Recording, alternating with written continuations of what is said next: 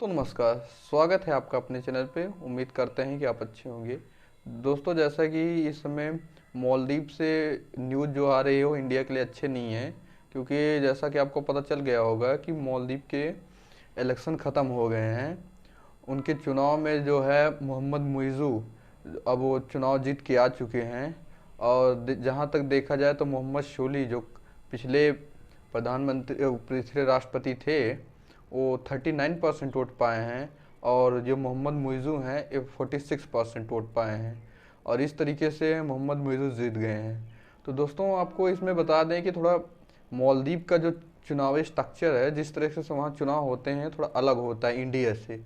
हमारे यहाँ जैसे होता है जो पार्टी ज़्यादा वोट पाती है, सीट जीत जाती है, उस तरीके से चुनाव वहाँ। लेकिन मालदीव में देखा जाए तो वहाँ होता है कि जो पार्टियाँ चुनाव लड़ती हैं उसमें उनको कम से कम 50% वोट सिक्योर करना होता है टोटल। जैसे मान लीजिए 100 लोग पूरा अगर कंट्री में वोट कर रहे हैं तो कम से कम आपको 50% वोट जो सिक्योर कर लेता है वो जीत जाता है। अगर ऐसा नहीं होता दोस्तों, तो जो सबसे ज़्यादा परसेंटेज में वोट जीत के आया है उसको चुन लिया जाता है। जैसे कि मोहम्मद मुइज़ू जो थे वो 46% सबसे ज़्यादा थे, तो इसलिए वो चुन लिए गए।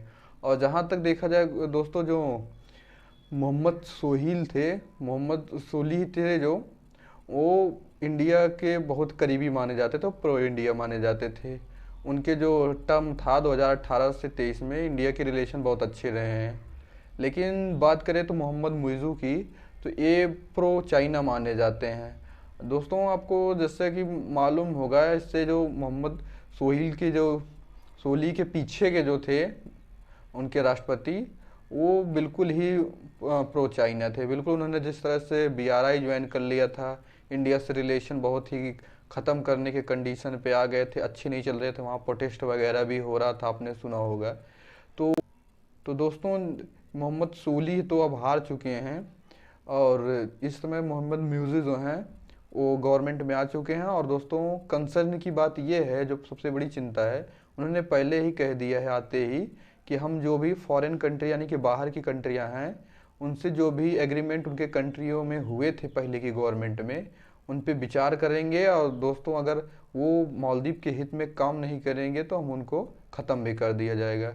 हित में काम करने का मतलब दोस्तों आप समझ ही रहे हो किस तरह की बात करने की कोशिश कर रहे हैं।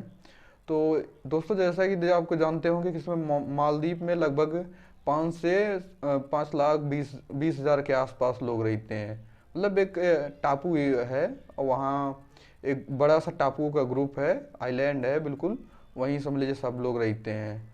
और दोस्तों, जहाँ तक देखा जाए इंडिया के और मालदीव के रिलेशन की बात है, तो रिलेशन तो बीच बीच में हमारे बहुत अच्छे थे, फिर ख़राब भी होते रहे। जिस तरीके से वहाँ गवर्नमेंटें आती हैं, वहाँ एक गवर्नमेंट आती है वो चाइना के बिल्कुल सपोर्ट में आ जाती है, फिर एक गवर्नमेंट आती है जो इंडिया के बिल्कुल सपोर्ट में आ जाती है।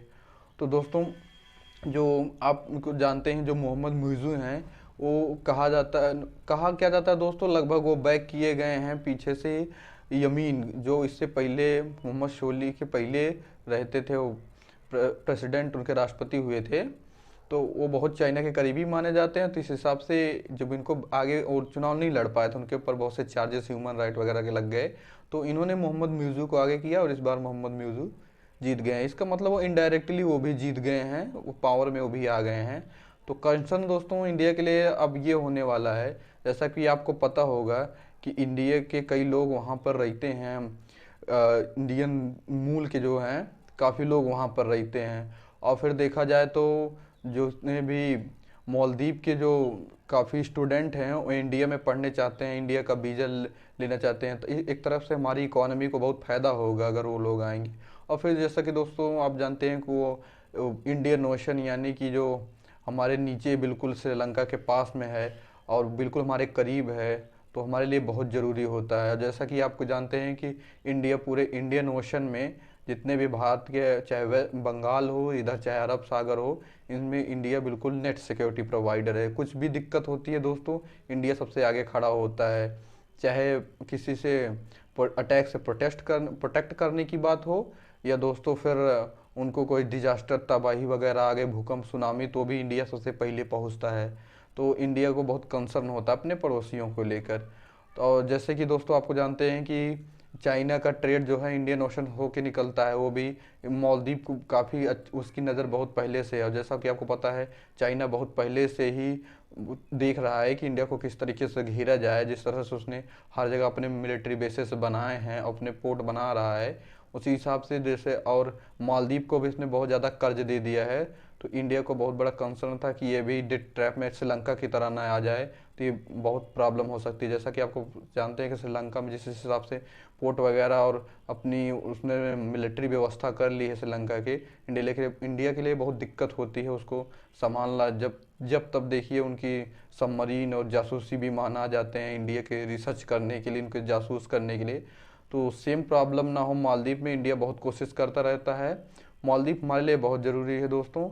और जैसा कि आपको जानते हैं, 1965 में जब मालदीव उसको रिकॉग्नाइज किया था कि हाँ, आप एक कंट्री के रूप में हम आपको एक्सेप्ट करते हैं। तो दोस्तों, जैसा कि आपको मैंने बताया, जब लगभग वो हमारे पड़ोसी होने के नाते बहुत ज़रूरी हैं दोस्तों।